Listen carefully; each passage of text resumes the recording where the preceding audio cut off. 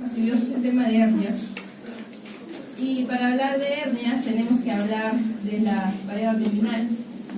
Harold Acuña.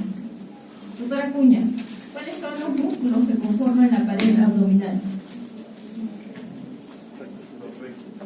¿Qué más?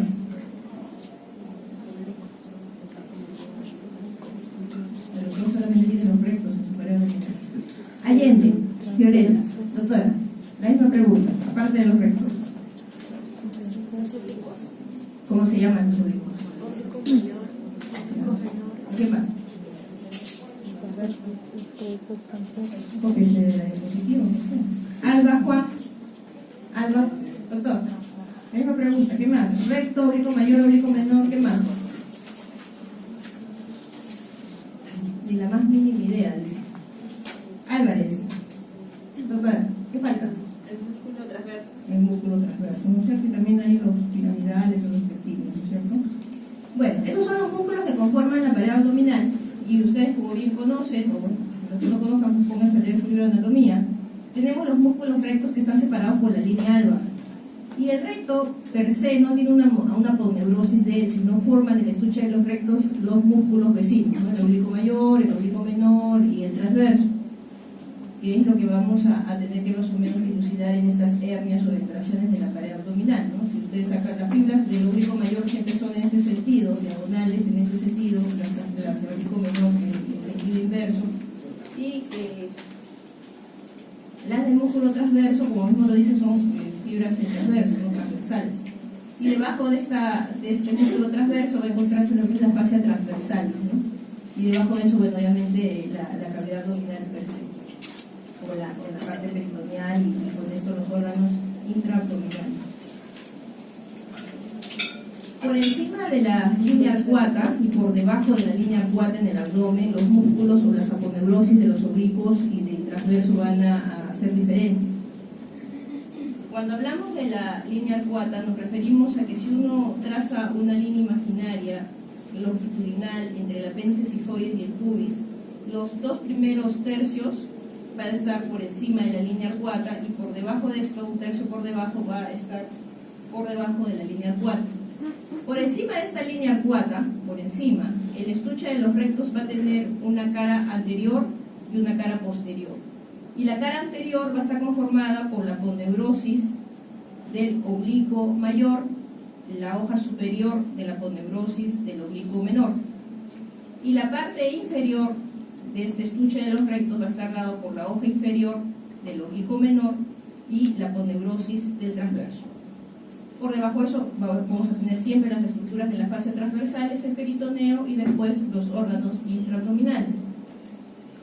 Por debajo de la línea arcuata, esta disposición de las hojas aponeuróticas de los músculos abdominales va a variar un poco, o bastante. Las tres hojas de los tres músculos, oblicuo mayor, menor y transverso, se fusionan y forman la cara anterior del estuche de los rectos. La cara posterior ya no tiene pared aponeurótica, solamente es fascia transversalis y peritoneo, ¿no? Y eso es el por qué mayormente se van a dar, o es más frecuente, las hernias inguinales o las hernias plurales, no que las hernias por encima de esta línea, aunque también pueden existir defectos en la línea por encima de esta línea. Y bueno, para hablar de las hernias tenemos que decir que es la salida o protrusión parcial o total del contenido intraabdominal, epiploico, algún órgano intraabdominal a través de un orificio natural de esa pared abdominal o pared lumbar o la que fuese. Cuando es un orificio natural es una hernia. Cuando es un orificio artificial o creado por el hombre, por ejemplo, ¿no? Se operó de la hernia y vuelve a recidivar en el mismo sitio, eso ya es una hernia incisional o llamada también eventración. ¿Okay? Entonces esa es la diferencia entre una hernia y una eventración. La hernia así nacieron o así se formó, pero es un orificio natural. La otra es un orificio creado. O por ejemplo, se operó de una hemicolectomía derecha y se hizo una línea, una incisión mediana supra infraumbilical y después se hernió, por así decirlo. Ya eso ya no es una hernia, es una eventración. De repente no cerraron bien la aponeurosis, de repente utilizaron un hilo que no era el correcto, lo que fuese, y se forma un defecto electrógeno herniano y eso es una eventración, ya no es una hernia porque no es un orificio natural, es un orificio creado por la mano del hombre. ¿Okay? Las partes de esta hernia va a tener un continente que es el saco herniario, per se, o el saco de estrógeno, y va a tener un contenido, que puede ser ese que esté un contenido vacío, puede ser líquido, puede ser epiplon, o puede ser intestino delgado, intestino grueso, estómago, lo que fuese. ¿Ok? Entonces, en base a eso, uno cuando describe ya en el intraoperatorio cuál es el contenido de esa hernia, uno tiene que escribirlo, si tiene contenido o no lo tiene, y exactamente qué órganos han sido los que se han herniado. Dentro de las hernias vamos a encontrar las hernias umbilicales a nivel del ombligo, las hernias epigástricas por encima en la zona epigástrica. Vamos a encontrar también hernias inguinales, hernias plurales por debajo y por encima del ligamento inguinal. Vamos a encontrar algo también que se llama la hernia de Spiegel, que está situada justamente en una parte que no hay confluencia de la saponeurosis y se forma la hernia Spiegel, que no es muy común. Las más comunes son las hernias inguinales o femorales. Y de acuerdo a su condición, las hernias también tienen una clasificación, y estas son reductibles, es decir, de que sale la hernia y uno la puede reducir, o se reduce sola, o usted la puede reducir, y aquellas que son no reductibles o encarceradas, ¿no? Por ejemplo, es el orificio herniario, digamos, sale el intestino como contenido de esa hernia, entra y sale sin ningún problema, pero en algún momento entra en el contenido de la hernia y no logra salir. En ese caso es incarcerada.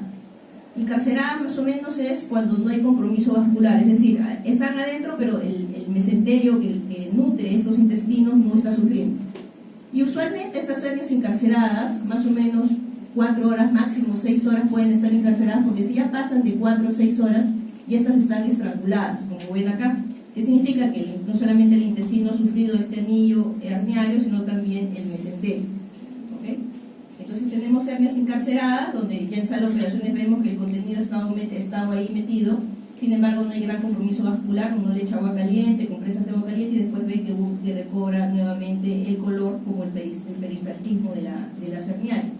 Y tenemos también estranguladas cuando ya esto es imposible, ¿no? Ya ha formado incluso, hay isquemia, posteriormente una necrosis, y hay trombos incluso a veces dentro del mismo meso, y produce, ya en estos casos ya se tiene que hacer una resección intestinal, ¿no? Ya no se puede poner agua caliente ni nada de eso, porque no va a servir para nada, ese intestino ya está muerto porque ha habido sufrimiento vascular. Cuando me refiero al término de sufrimiento vascular o no sufrimiento vascular, significa que cuando llega a la emergencia del hospital, pasa, doctora, ¿qué hospital se está rotando? Revaliati, ya. Llega usted, está de guardia en el hospital Revaliati interna haciendo la parte de cirugía, y llega un paciente, varón de 50 años, sin antecedentes de importancia, que le dice de que él ha tenido una hernia desde hace 5 años, en la región inguinal, pero que desde hace 3 horas está el bulto ahí y él no lo puede reducir. ¿Usted qué hace con ese paciente? ¿Lo opera? ¿Qué pensaría? ¿Lo reduce? ¿Ese contenido? ¿Le dice que vaya por su policlínico de origen? ¿Qué hace con ese paciente? Quería evaluar la zona, ver si hay signos de fibrosis o algo, y de repente mandar a hacer un examen para ver qué cosas compromete de repente, porque probablemente no sea tan reciente o haya habido algún trauma o algo que haya hecho que...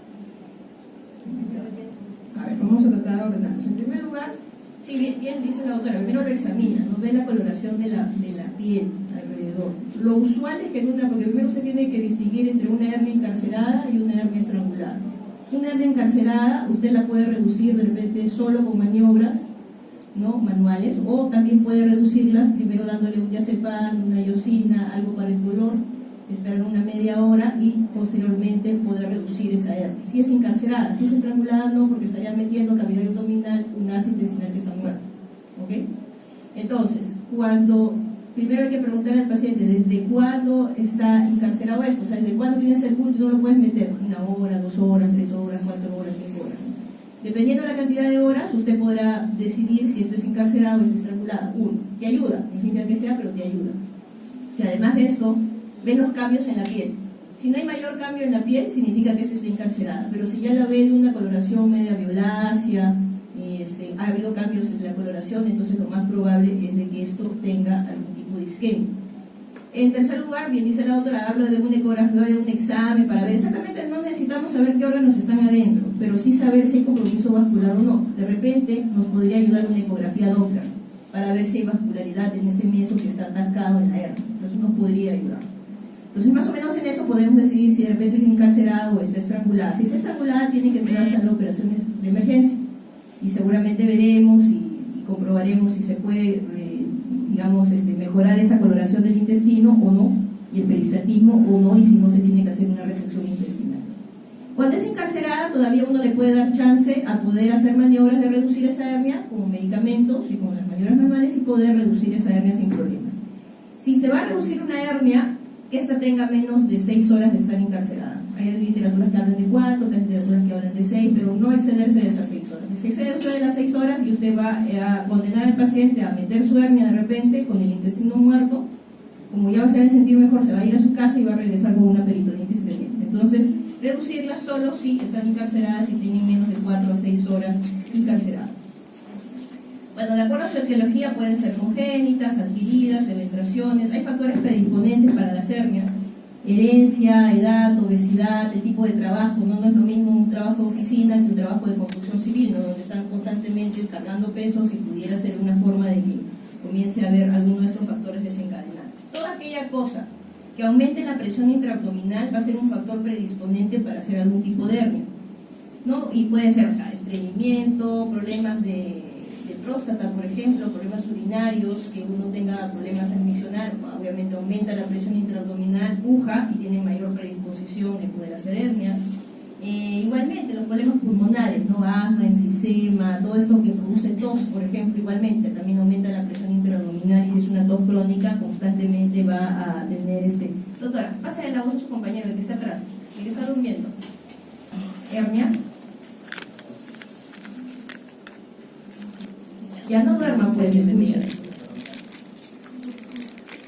repente alguien tiene que saber algo. Muy bien, entonces, toda aquella cosa que aumente la presión intraabdominal, es decir, tos, problemas de tabaquismo, esto va a hacer de que en forma crónica, si a cada rato está aumentando la presión intraabdominal, va a tener una mayor predisposición a hacer alguna hernia. Igualmente, ¿no? Los levantadores de pesas o personas obreras que tienen que cargar cosas, constantemente tienen que cargar cosas, definitivamente van a ser factores desencadenantes.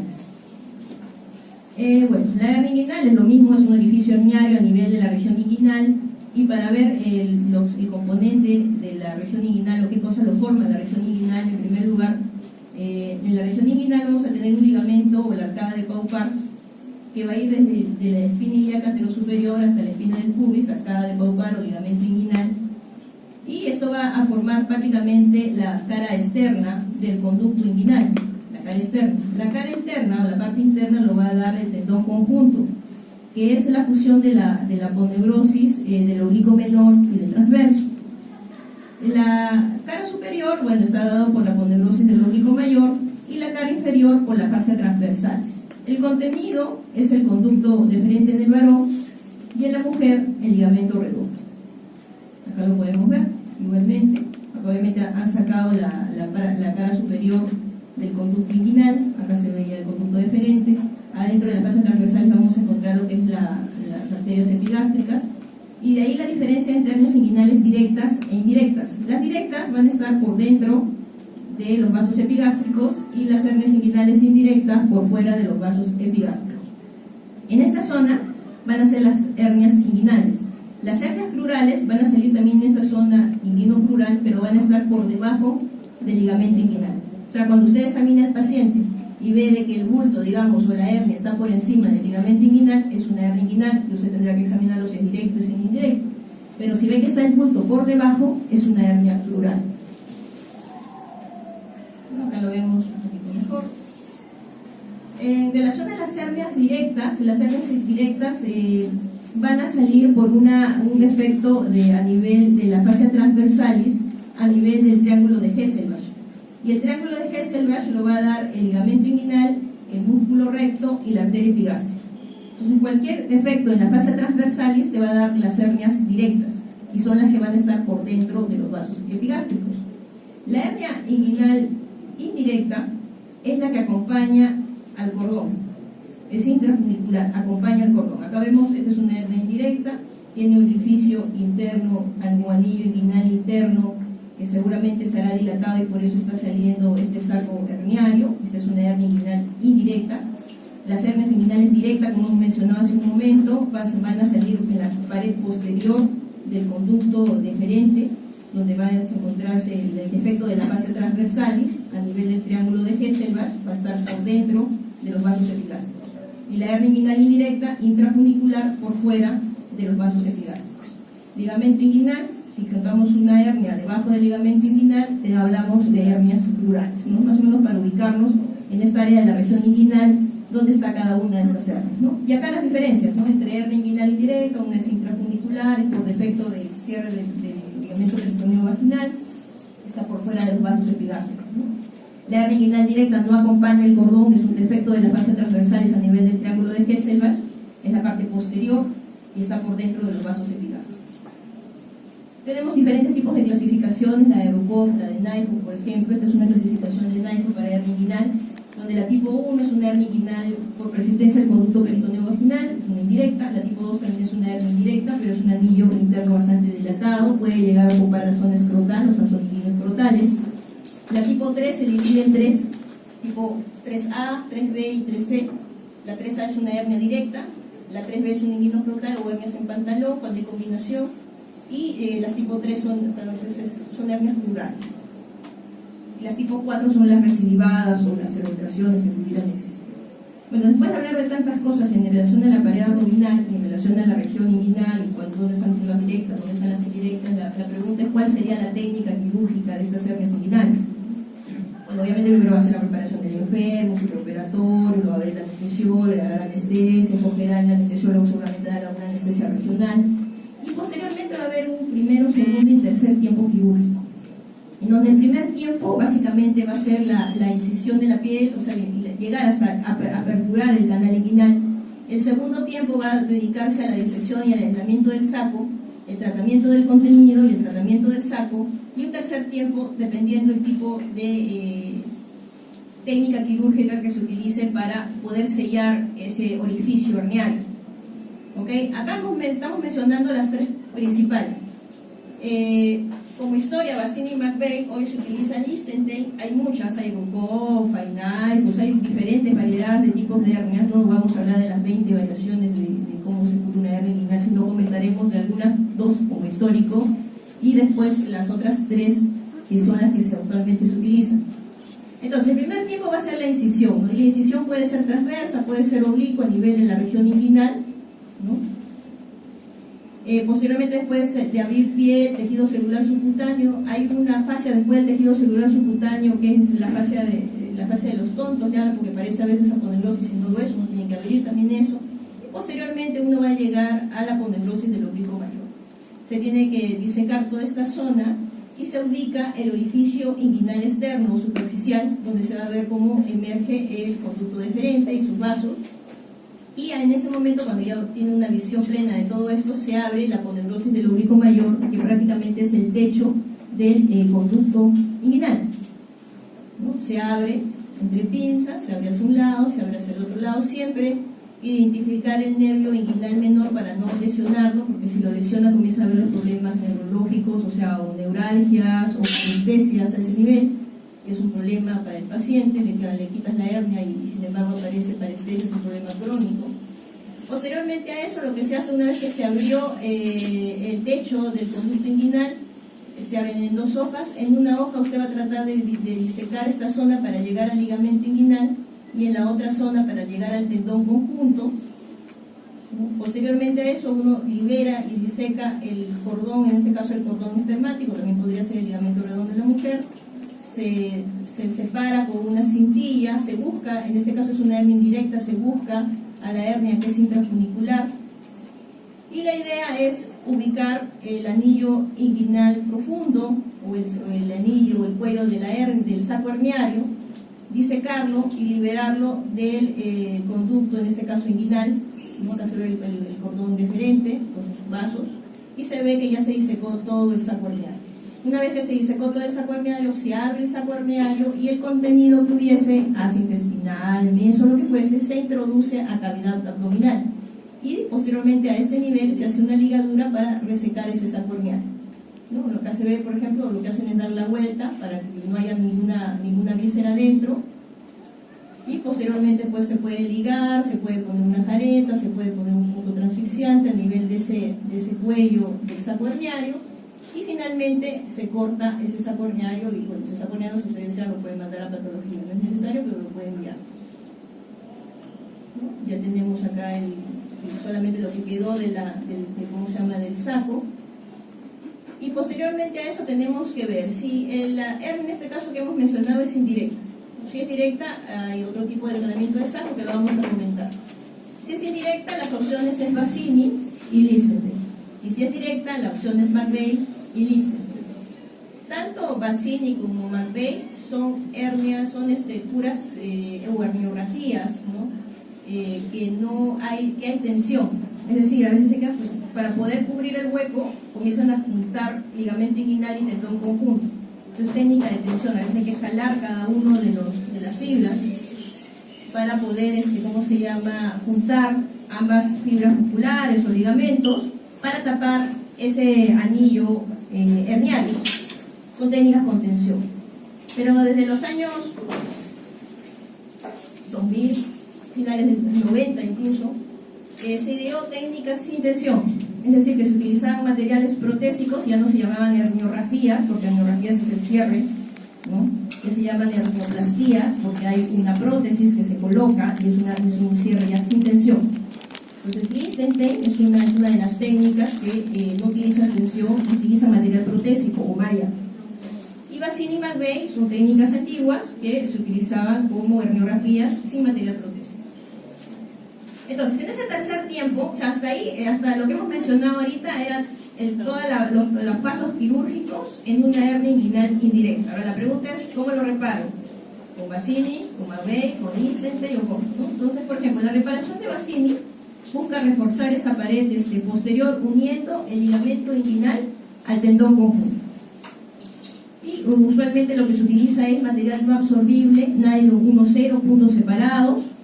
Y lo que se hace es esto: ya tenemos acá el cordón, en este caso el cordón deferente, ya el saquito de la hernia, el cuellito ya se metió adentro porque ya se ligó, ya se resecó el saco, entonces nos queda esta visión. Y en esta visión, usted está agarrando acá lo que es la aponeurosis del oblicuo mayor, y lo que se hace acá es esto de acá, se comienza, que fue el primer paso que tratamos de difusionar y disecar, era el ligamento inguinal, y para el otro lado el tendón conjunto. El pubis está acá, es el lado derecho del paciente. Y lo que se hace es colocar puntos simples, entre el ligamento inguinal y el tendón conjunto con material no absorbible. Se ponen todos los puntos, cortan todos los puntos, y el último punto tiene que tratar de cerrar ese anillo, pero no cerrar totalmente, porque si lo cierra totalmente es que mise el cordón. Si no, cuanto menos se dice de que si uno puede poner su dedo meñique, solamente la puntita del dedo meñique puede pasar por ahí, no todo el dedo meñique, porque si no vuelve a hacer la hernia. ¿Okay? Y se hace el último punto más o menos como está viendo acá. Eso es la reparación de Bassini.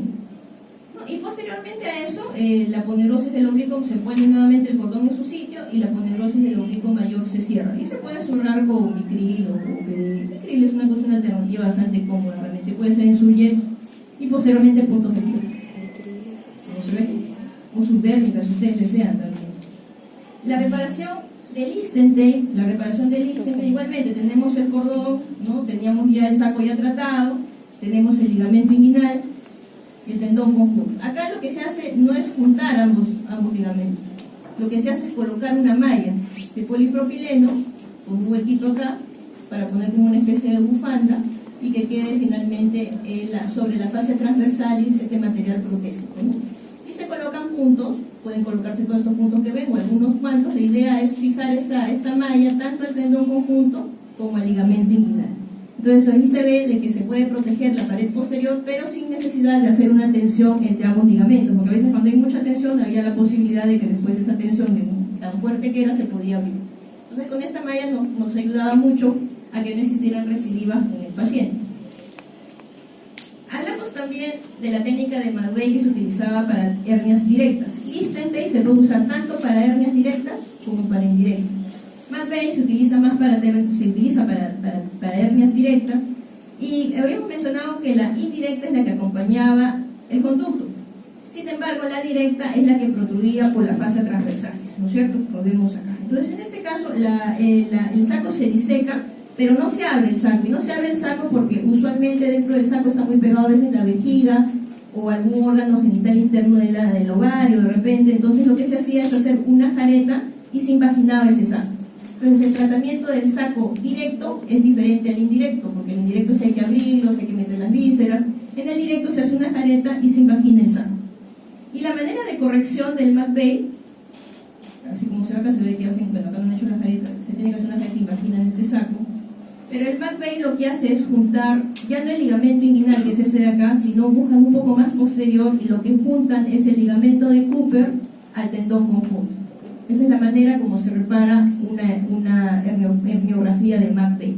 ¿Okay? También igualmente material no absorbido. Técnica igualmente con tensión, es más preferible usar el Listent, que te da menor probabilidad de recidiva en estas hernias. Que hemos mencionado el tema de las herniografías, por ejemplo, se habla de que según las series, según la experiencia del cirujano, pues la posibilidad de recurrencias de las hernias iban del 5-20%, en las hernioplastías ya con material protésico estamos hablando de menos del 5% que vuelvan a herniarse, ¿no? De ahí la ventaja entre una y otra técnica. El otro punto de la hernioplastia laparoscópica, ¿hasta ahí se entendió o tienen alguna pregunta? Si tienen alguna pregunta, háganla hoy. Si no, ya la saben en el examen.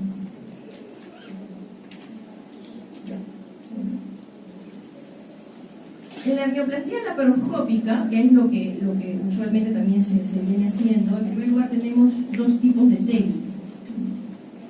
Aquino. Doctora, ¿en qué hospital usted está rotando? No, Aquino Grande. Ya, Piña. Doctora Priscila, ¿en qué hospital está rotando? ¿Ah? ¿Pero están rotando en cirugía todavía? Sí, están rotando en cirugía. ¿Han visto alguna cirugía de hernia? Sí, hernia bilateral. ¿Abierto o laparoscópica? Abierto. O sea, así más o menos entiendes la técnica. ¿Alguien ha visto hernioplastías laparoscópicas en los hospitales? Sí. Tú. A ver, cuéntame, ¿cómo es? ¿Qué técnica vistes? No sé el nombre. Ya, ¿pero qué vistes? ¿Qué te llamó la atención? Era una hernia. Ya. ¿Qué me llamó la atención? No entendí nada. Se veía todo claro, menos el cordón, que el doctor me decía, ahí está todo automático y no me expresaba bien. Era casi el mismo color de la misma estructura. Y de ahí todas las estructuras se veían bien, le puso la malla al final, y lo selló y lo hice en media hora. ¿Qué hospital? Todo derecho. Tenía que ser. Otro de ustedes, doctores, que haya visto alguna hernia laparoscópica. No creo que solo es la rivalidad que saben. Bueno, para tratar de entender esto, porque me podría pasar toda la hora hablando de las otras técnicas, pero la cosa es que ustedes sepan lo que hoy se utiliza. De historia, Tomasini y McVeigh, ¿no? Que la tienen que saber, porque si pregunto eso seguro tendrán que saber qué ligamento con qué ligamento se juntan. Pero hoy por hoy lo que se utiliza es Liechtenstein o hernioplastías laparoscópicas. No les voy a decir de que se aprenda cómo se hace una hernioplastia laparoscópica, pero sí que tengan una idea de cómo se hace una hernioplastia laparoscópica. Y tenemos dos tipos de técnica. La técnica TEP, para que cuando vean esto, TEP o TAP, no piensen que es chino mandarín, sino tienen que saber de qué se trata. Y la TEP es una reparación extraperitoneal, es decir, no se llega a cavidad abdominal la reparación de la hernia, y tienes una hernioplastia tipo TAP, que es una reparación preperitoneal pero transabdominal, es decir, el laparoscopio entra a cavidad abdominal. Doctora, ¿entró a cavidad abdominal el doctor o no? Sí entró a cavidad. Entonces, en el caso de la doctora, ella hicieron una técnica TAP. Entonces, así como tenemos en hernias abiertas, Basidi, McVeigh, Liechtenstein, y seguro leerán otras técnicas de Knight, de Schultz, de toda esa historia. En la laparoscopía o tienes TEP o tienes TAP, no hay más. ¿Okay? La colocación de trócares, ¿no? La colocación de trócares, el trócar principal, el de la cámara, va a nivel del ombligo de 10 milímetros y en línea media clavicular, a nivel más o menos un poquito por debajo del ombligo, otros dos trócares, no necesariamente de ser de 12, pueden ser de 5 y 5 milímetros. La técnica TEP lo que va a hacer es entrar dentro de la incisión del ombligo y va a divulsionar con una, ven esta cosita de acá, es un trócar balón. Entra el trócar justo en el espacio preperitoneal, ¿no?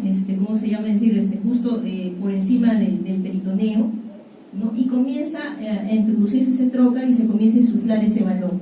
Se insufla ese balón y se crea esta cavidad, ¿no? Se hace real una cavidad virtual, mira cómo se infla tanto, ¿no? Para ver el preperitoneo. En este caso no se llega a cavidad abdominal, se hace toda la cura quirúrgica a nivel preperitoneal. Y cuando se lleva hacia arriba, digamos, todos los músculos y queda hacia abajo el peritoneo, ustedes van a ver unas estructuras. Igualmente, el ligamento inguinal van a ver siempre por encima, por dentro de las epigástricas que están acá directa y por fuera indirectas. Si está acá es crural.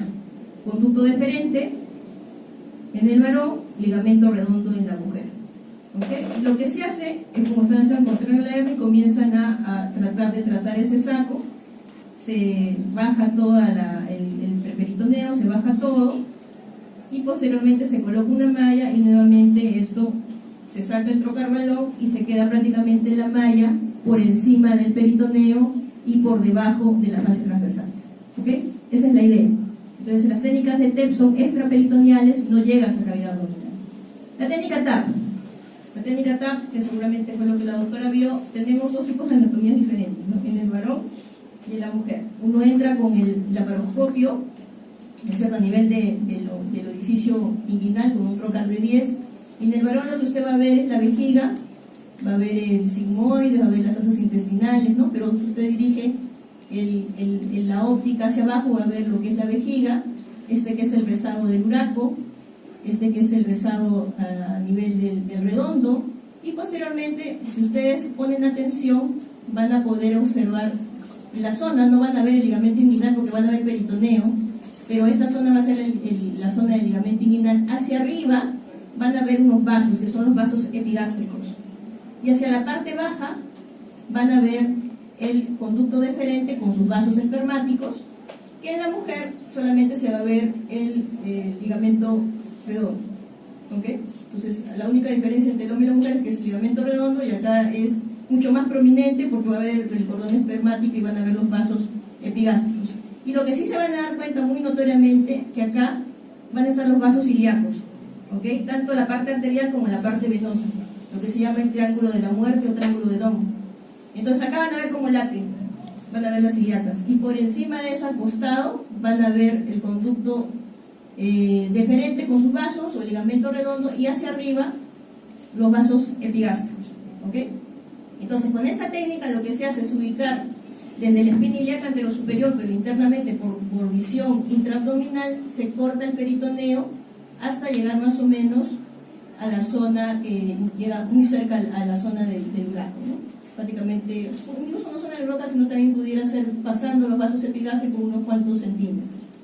La idea de esta técnica, igualmente, nos vamos a ver de que si estos son los vasos espermáticos, este es el triángulo de Dohm, que estoy hablando de fémulas femorales, ligamento inguinal, vamos a darnos cuenta que las hernias inguinales por fuera son indirectas de los vasos epigástricos, por dentro de los vasos epigástricos son hernias directas, y si está el saco herniario, porque van a ver el saco herniario por debajo del ligamento inguinal, es una hernia crural, ¿no? Y lo que se hace con el cauterio, lo que se hace es prácticamente cortar toda la zona del peritoneo, con la intención de que el peritoneo baje, se divulsione el saco, se saca el contenido para que quede adentro, afuera, en la parte del flap que queda hacia abajo, se coloca una malla, y esta malla se colocan unos tackers o unas especies de chinches o grapas que se colocan a nivel del ligamento de Cooper, una del ligamento de Cooper, una del ligamento inguinal y una hacia arriba para que no se caiga, y posteriormente este peritoneo que se abrió se lleva hacia arriba para poder cerrar toda esta zona, ¿no? Entonces en esta forma, esta malla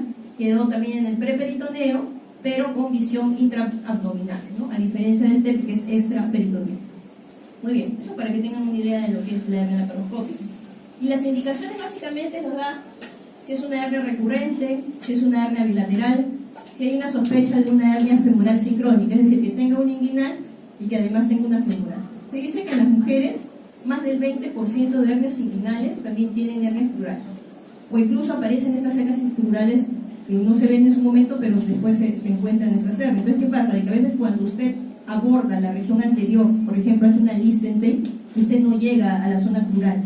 Entonces, de repente trata la hernia inguinal, pero nunca trató la plural, que sí lo puede tratar con cirugía laparoscópica, por ejemplo, porque pones una malla tan grande que puedes tapar todos estos orificios y te das cuenta por vía intraabdominal de cada uno de estos sacos hernianos, ¿no? De ahí la ventaja en este tipo de pacientes. La pregunta es, ¿y ahora qué técnica hago después de todo lo que he hablado? Vamos a ver si tenemos claro eso.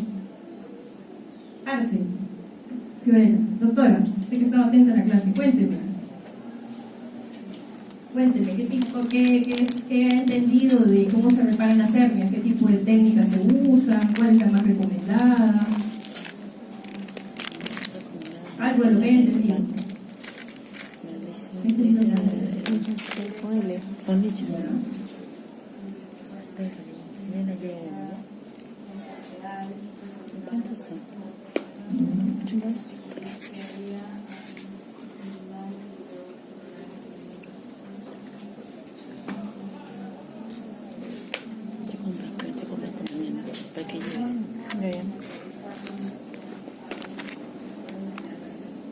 La directa.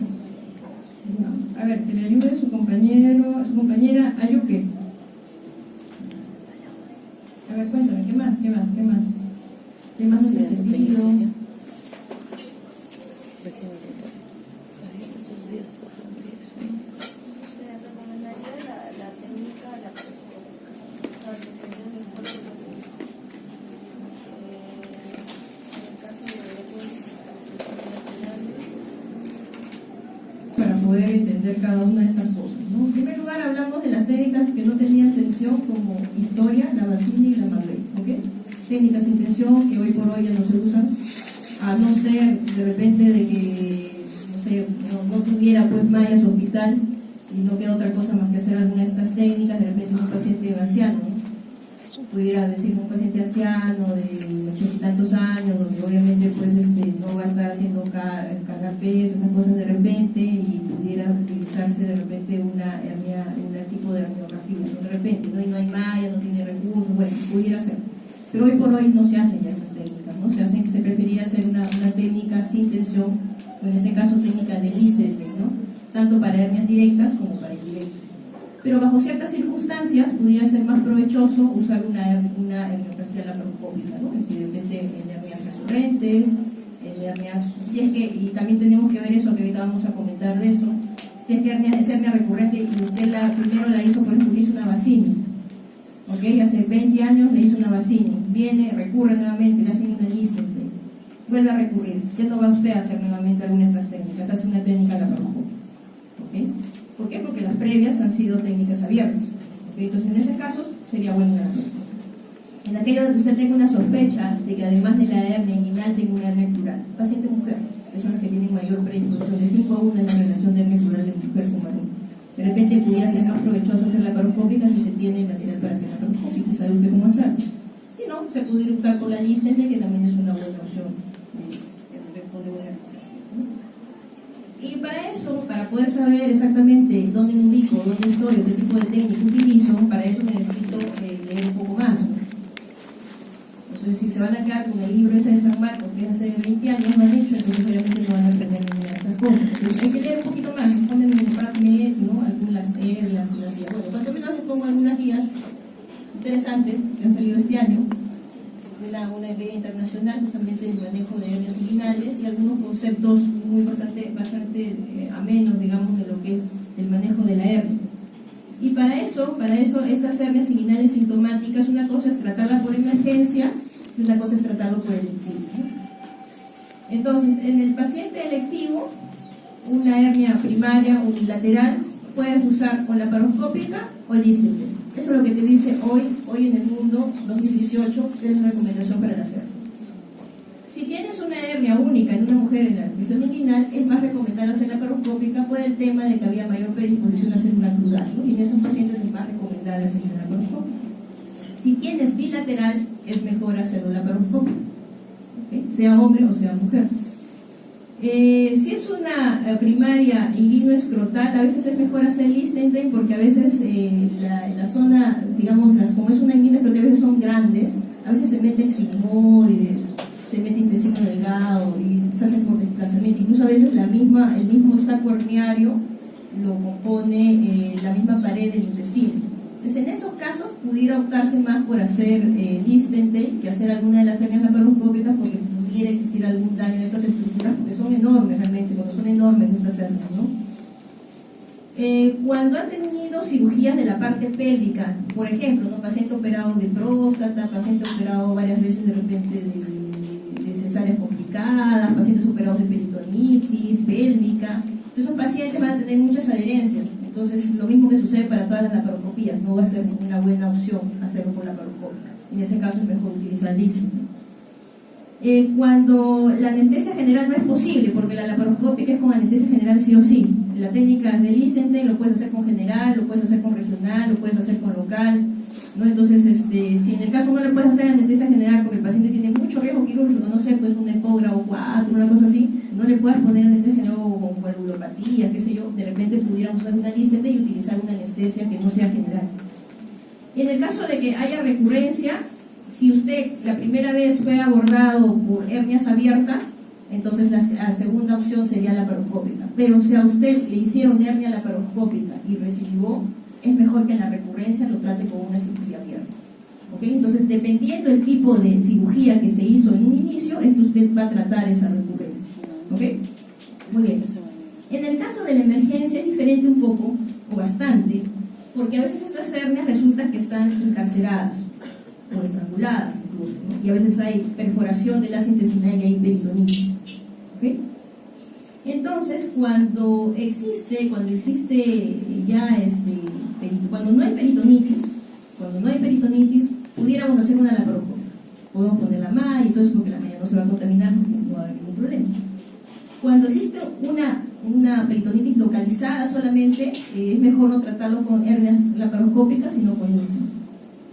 Cuando ya hay compromiso del intestino, y peor aún, hay peritonitis, es mejor solamente solucionar el problema. Por ejemplo, ¿no? Llegó un paciente con una hernia inguinal estrangulada, usted entra a sala de operaciones, no solamente está estrangulada, está perforada, usted tiene que lavar, tiene que resecar intestino, de repente termina en ostomía, o de repente puede ser que sea anastomosis, dependiendo, si hay mucha peritonitis seguramente terminará en una ostomía, si no hay mucha de repente será alguna anastomosis.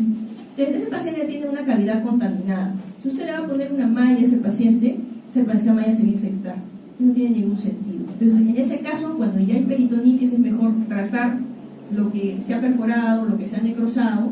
Se pone nomás un punto en el orificio herniario, ¿no? Como usualmente se hace por cirugía abierta, se pone un punto en cirugía herniaria y se deja para una segunda, intención corregir ya esa hernia de manera definitiva. Cuando ya pase todo ese episodio, cuando ya no haya peritonitis, cuando ya esté mejor ese paciente. ¿Ok? Salvo en ese caso podemos diferir ya si hacemos la hernioplastia o por vía abierta o por vía laparoscópica. Y seguramente en ese caso, cuando hay mucha peritonitis, seguramente optaremos por una cirugía abierta colocando una malla, seguro. Eso será dependiendo del tipo de paciente. Entonces, dependiendo del escenario, usted va a tener que decidir en qué tipo de hernia, o cura quirúrgica o cura de hernia, usted va a adoptar. Muy bien. ¿Preguntas hasta ahí? ¿Dudas? ¿Comentarios?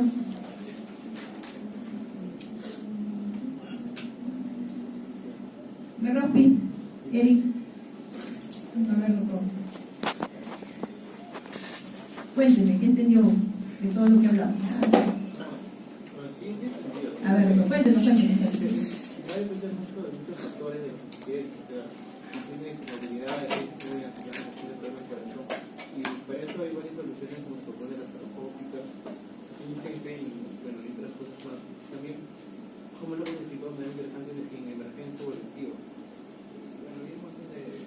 Quiero hablar particularmente de cada paciente para darle una solución óptima a su problema. Entonces, bueno, revisarán la clase, ojalá y tengan tiempo para revisar las guías.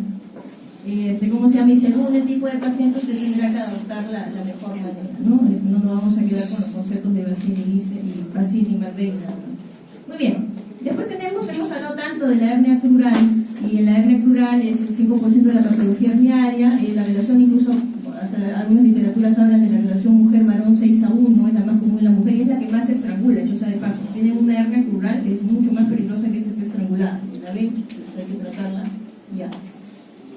El diagnóstico diferencial puede estar dado por alguna hernia inguinal, dependiendo de la posición, depende del tamaño, adenitis inguinal, ganglios, ¿no? Lipomas, absceso de psoas, varices de safena. Si lo ven ustedes en el tópico o de emergencia o del consultorio externo, a veces es bueno hacer una ecografía de partes blandas o ecografía Doppler en estos pacientes, porque a veces puede ser una varices de safena, por ejemplo, ¿no? Entonces usted va a tratar la hernia y se termina de luchar con sangre tremenda.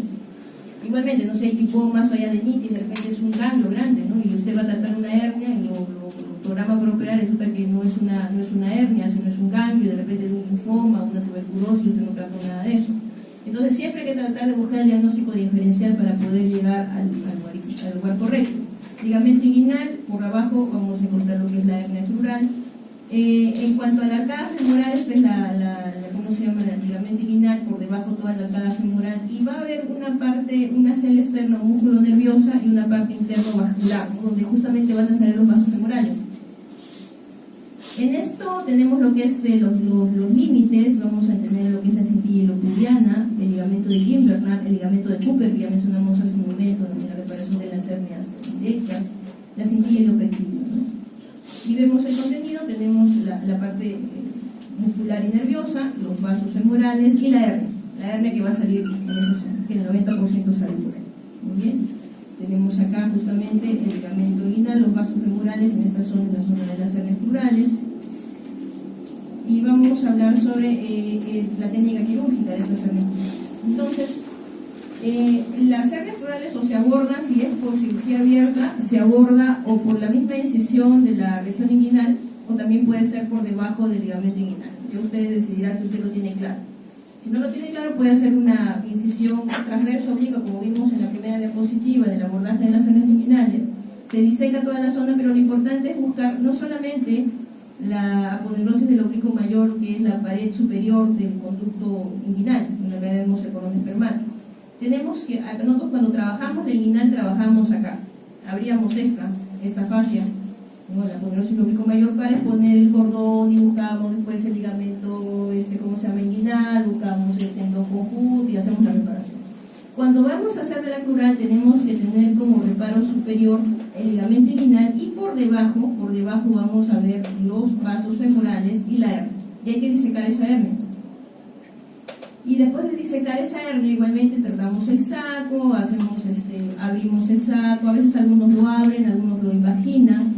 Bueno, se trata el saco y posteriormente quedan varias opciones. Una pudiera ser que se cierre el ligamento inguinal con el ligamento de Cooper, puntos separados, técnicas con tensión, ¿no? Pudiéramos cerrar la fascia pectínea al el ligamento de Cooper. ¿Okay? Son esas opciones, ¿no? Y cerrar todo ese defecto, la zona donde estaba la hernia, y podemos tratar de esa forma la hernia crural. Otra forma es imaginar el saco y colocar un tapón o cono de Robbins, que se hace con malla, se hace como las serpentinas, se hace como un conito y se coloca justo en la zona del orificio crural, se coloca y se ponen puntos donde se puedan fijar al ligamento crural o al ligamento inguinal. Otra forma es colocar una mallita, no un cono, sino una mallita redondita, justo tapando el hueco y fijándolo alrededor para que no vuelva a salir esa hernia crural en el caso de cirugía abierta. En cirugía laparoscópica hemos visto de que puede ser la TEP o puede ser la TAP la que cierra todo el defecto con la malla que se coloca. Muy bien, pero las complicaciones de la cirugía de la hernia son importantes tomar en consideración porque hay hematomas, hay seromas, por lo tanto siempre es importante vigilar la hemostasia antes de colocar la malla, por ejemplo, fijarse bien todas las fascias transversales, cauterizar cada una de las, o ligar si algo está mojando, porque hay estos hematomas grandes. Puede haber infección, puede haber incluso rechazo de la malla. A veces puede haber una orquitis cuando se trabaja mucho en la zona del ligamento, en la zona del contenido, atrofia testicular cuando usted erróneamente, en lugar de disecar el conducto espermático y sus vasos y no cortarlos, algunos lo lesionan. Y al lesionarlos sucede esto, ¿no? Atrofia testicular. Tener en consideración también la recurrencia que puede existir y el dolor crónico que pudiera haber cuando uno no conoce la inervación, ¿no? Siempre cuando hablamos de cirugía abierta y cuando lean sus diapositivas van a poner atención a dónde está la localización de los nervios. Te corta ese nervio, hace un problema de parestesia, de dolor crónico, el paciente y no le pasa con nada, ni con tramal. Entonces el paciente fue por una hernia y termina con un dolor crónico y usted aparece en cuarto poder, seguramente, tratando de una entrevista. Entonces hay que evitar eso. Algo que, si regresamos un ratito a la laparoscópica, Sí. Cuando hablamos de esta parte de la laparoscópica y hablamos de que están los vasos epigástricos y la mente inguinal, ¿cómo se llama? El conducto deferente, los vasos espermáticos, hablamos del triángulo de la muerte o triángulo de Dohm, donde están los vasos femorales. ¿Okay? Acá obviamente si usted coloca la malla, no va a poner un clic o estos hackers o estos que eran como chinches que se pegaban a la malla, no lo va a poner acá, ¿no? O lo pega acá, se muere el paciente desangrado. Entonces hay que cuidar de no poner, igualmente, así como se conoce la parte vascular, también hay el triángulo del dolor, que es esta zona de acá. En esta zona están los nervios. Usted pone un hacker aquí, también le va a producir una neuralgia al paciente que lo va a recordar toda su vida, no con buenos recuerdos. Entonces, triángulo de la muerte, triángulo de Dohm y triángulo del dolor, para evitar en ninguna de estas zonas se pueden poner hackers. Usted lo coloca y o se muere o duele toda la vida. Y como no queremos que ninguna de esas cosas pasen con nuestros pacientes, entonces hay que tener en consideración eso. Y revisen las diapositivas para que vean en la parte de cirugía abierta y vean dónde están los vasos, los nervios y los vasos igualmente. Después tenemos lo que es la hernia umbilical, ¿no? Y bueno, la hernia umbilical es una cosa bastante sencilla, a nivel de la línea alba, a nivel de la parte del ombligo, ahí es donde se salen las hernias umbilicales. Las causas predisponentes, igualmente ascitis, obesidad, tumores intracavitarios, esfuerzos, constipados, prostáticos, problemas pulmonares, toda aquella cosa que aumente ¿cómo se llama? La presión intraabdominal. Toda aquella cosa presente, entonces los tumores intracavitarios también son más grandes, obviamente van a generar una presión. Si hay ascitis aún peor, igualmente como pacientes cirróticos, ¿no? Pacientes cirróticos con ascitis van a tener hernias crónicas. A veces no se animen a reparar una hernia umbilical en un paciente cirrótico con ascitis, porque si usted la repara y sigue haciendo la ascitis, no hace ningún problema, va a volver a salir esa hernia. ¿Por qué? Porque la ascitis justamente lo que aumenta la presión intraabdominal. Pero lo que tiene que hacer con ese paciente es que vaya a su gastroenterólogo, que lo compense, que le dé sus diuréticos, que no haga ascitis, para recién usted poder operarlo de la hernia y no vaya a volver a recidivar. La cirugía en las hernias umbilicales se dan en las hernias umbilicales laceradas, estranguladas, y a veces hay hernias que el bebito, o sea, nace el pequeño, el bebito, y tiene su hernia umbilical. Si esta hernia umbilical no cierra espontáneamente hasta los 5 años, ahí se opera. Antes de los 5 años, no operar, porque puede ser que pueda regresionar. A no ser que sean niños mayores, ya llegan, o sea, nacieron con su hernia, ya se supone que tienen que ir regresionando. Llegan a los 3 años y el anillo herniario es mayor de 1.5.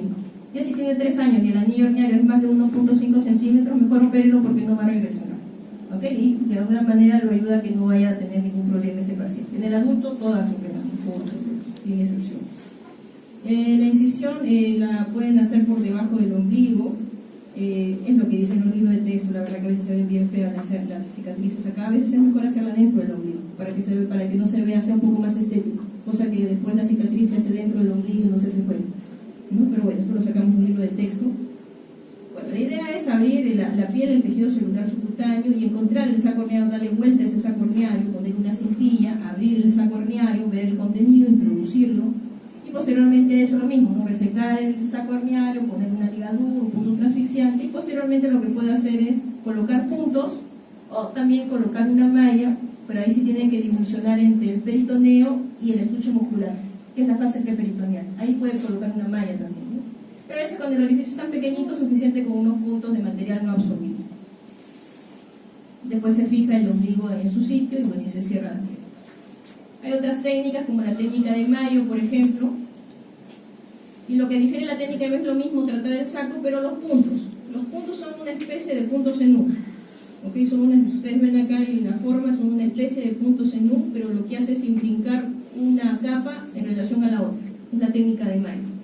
De alguna manera ellos tratan de buscar que con sus propias estructuras puedas tener una pared mucho más fuerte que tenerla sola, una sola pared cerrada, que tenerlo imbrincado, y trata de simular una malla, por así decirlo, ¿no? Incluso a veces después en esta zona del repliegue lo que se hace es colocar un surriet, una especie de puntos en U, y después un surriet con material no absorbible. Como comentamos hace un momento, las hernioplastías con malla, la malla o se coloca en la fascia preperitoneal, por debajo de los músculos y por encima del peritoneo, o también puede colocarse por encima. Lo más recomendable a veces es hacerlo subaponeurótico, pero hay opciones también recomendadas por encima de la aponeurosis. Esto es una hernia incisional, ¿no? Una cicatriz previa y unas grandes hernias, ¿no? Ahí usted no va a decir es una hernia, no va a decir es una eventración o va a decir es una hernia incisional. Y la clasificación de estas hernias incisionales igualmente va a ir de acuerdo a su localización, el tamaño, si ha habido recurrencia o no. Por ejemplo, ¿no? Una eventración, primera vez en la eventración, segunda, tercera, cuarta, ¿no? Recurrencia recidiva en la segunda vez, recidiva en una tercera vez, recidiva en una cuarta, ¿no? Porque no es lo mismo que una hernia incisional recidiva una vez que recidiva 4 veces. De acuerdo al tamaño, de qué tamaño es, la localización, una cosa es que está en el epigastrio, una cosa es que está en el hipogastrio, una cosa es, y también decir, supongamos, como en este caso, no que está haciendo una incisión mediana, ¿no? Suprainfraumbilical. Entonces mencionar la eventración o hernia incisional, de qué cicatriz está proviniendo esa eventración. Tenemos igualmente, de acuerdo a su localización, esta es la manera como se clasifica la clasificación de Chevreul para poder clasificar en alguna manera las eventraciones, ¿no? Que básicamente se basan en el tipo de incisión que se usó previamente antes de que se eventrara. El tamaño, la recurrencia, cuántas veces ha recidivado, de acuerdo a dónde esté el anillo, también no si es reductible, si no es reductible, si es encarcerado, si es estrangulado, si es sintomático o si es asintomático. Los factores de riesgo para desarrollar una hernia incisional es la técnica quirúrgica fundamentalmente, ¿no? Y el material de sutura, ¿no? Si usted utiliza para reparar una hernia, utiliza un catgut, por ejemplo, seguro va a recidivar. Pero si utiliza un material no absorbible, seguro no va a recidivar, o tendrá mayor probabilidad de recidivar.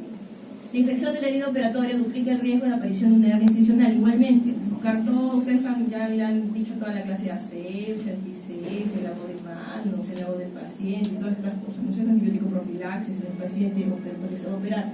Entonces, todas esas cosas se tienen que seguir para que no haya infección de herida operatoria y de esta manera no haya posibilidad a que se ventre su paciente. Hay cosas que dependen de la técnica quirúrgica y eso depende de nosotros. Y hay cosas que no dependen de esa técnica quirúrgica y depende del paciente o de las patologías concomitantes que puedan existir. Y si depende del paciente, depende mucho de la profesión que tenga el paciente. No es lo mismo un obrero de construcción civil que un estudiante de medicina de este salón, por ejemplo, ¿no? Que no gusta cargar su mochila. Entonces, dependiendo del tipo de oficio o actividad, va a tener mayor o menor predisposición. De repente, decirle obviamente ahora no se puede estar cambiando de trabajo como se quiera, pero de alguna manera de repente dar alguna constancia para que el servicio social de repente lo reubique en un sitio que sea más accesible, que no haga muchas actividades muy pesadas, cuanto menos durante el primer año de operado. En las patologías concomitantes, igualmente, las comorbilidades van a aumentar toda aquella comorbilidad que aumente el riesgo de presión intraabdominal hay que tener en consideración. Por ejemplo, si el paciente usted lo va a operar de la hernia, ¿ok? Y el paciente es EPOC, usted tiene que recomendarle al paciente que vaya con su neumólogo, que esté usando sus inhaladores y todo esto para que este paciente no tenga algún problema respiratorio además del que ya tiene, o sea, que esté controlado. Si el paciente es cirrótico, tiene ascitis y todo esto, y ya terminó, le voy a botar ese celular. Si el paciente tiene ascitis, por ejemplo, obviamente se le ha dicho de que se tiene que usar su diurético, mejora su ascitis y ahí recién se puede operar, ¿no es cierto? Igualmente, ese paciente usted lo operó, paciente cirrótico con ascitis, se controló la ascitis con su furosemida, con su inspirolactona, usted lo opera y usted tiene que recomendarle que ahí no caga la historia, que tiene que seguir con sus controles con el gastroenterólogo para que no vuelva a hacer ascitis y con esto no vuelva a haber posibilidad a que esta hernia haya recurrencia. El tratamiento para las eventraciones puede ser sutura aponeurótica simple, puede ser prótesis con malla, con técnica abierta o con técnica laparoscópica. Entonces la misma historia, igual, se llega hasta la zona del saco herniario, se diseca el saco herniario, se abre, se introduce el contenido, ustedes lo tienen abierto, se introduce el contenido, ya se tiene todo este defecto. Y hay varias opciones. Uno es divulsionar entre el peritoneo y la aponeurosis para poder colocar una malla de ese nivel. La otra forma es hacer la técnica del mayo, como hemos mencionado hace un momento, esos puntos en U y después el subjet, que solamente son grafías. Otra opción es cerrar el peritoneo, liberar bien la zona peritoneal y la aponeurosis, esa es la que les mencionaba, para poder colocar una malla. ¿Okay? Entonces se coloca una malla por encima del peritoneo, por debajo del músculo y se fija. ¿Okay? Como acá se ve, se fija. Acá ya pudiera ser pudiera ser de que colocaran una malla encima, pero no es necesario, suficiente con una malla preperitoneal. O también se pudiera hacer que la malla no esté subaponeurótica, sino supraponeurótica.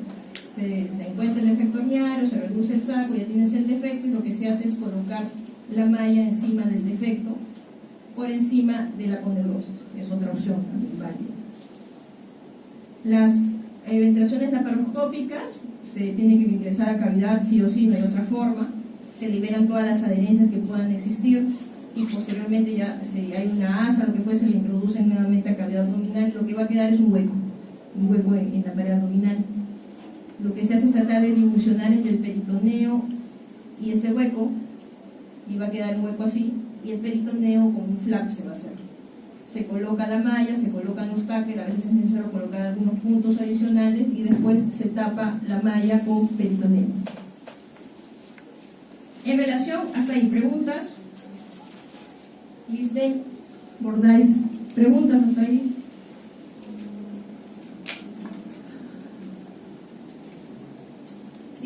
¿Hay alguna incisión en especial que sea más electrógena?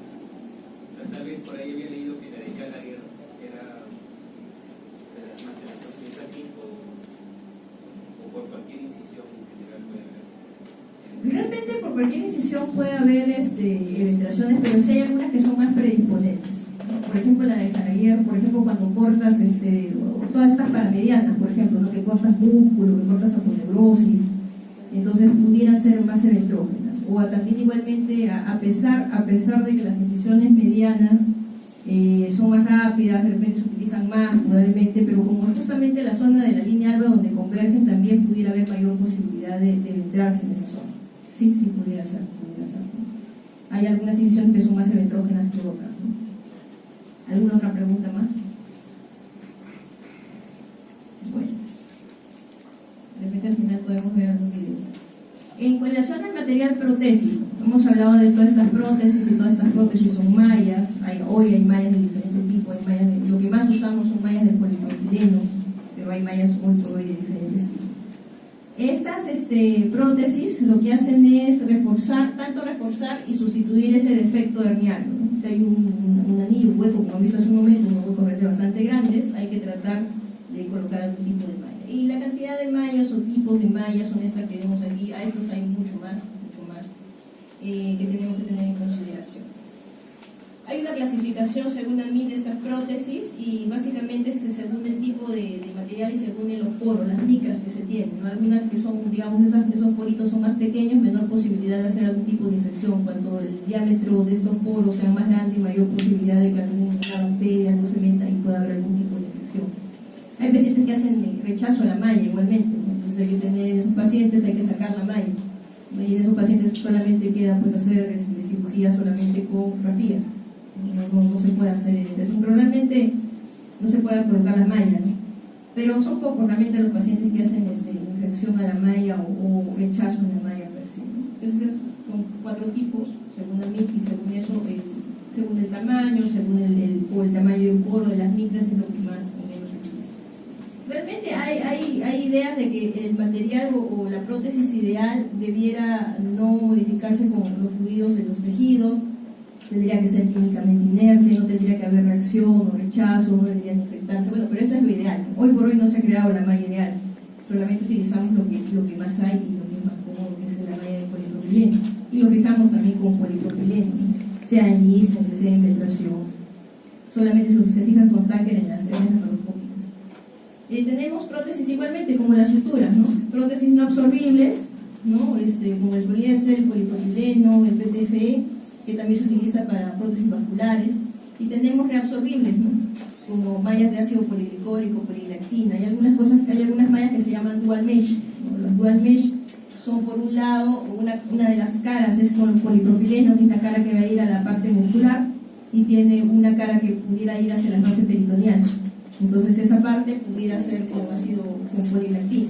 Entonces, dependiendo de lo que usted va a hacer o va a colocar, de repente en esos grandes defectos electrógenos que necesita, que ya no hay forma como cubrir con peritoneo la malla, Entonces quedaría esa opción de esa dual mesh, donde una parte es reabsorbible, que sería la parte que iría a cavidad peritoneal, y una parte es no reabsorbible.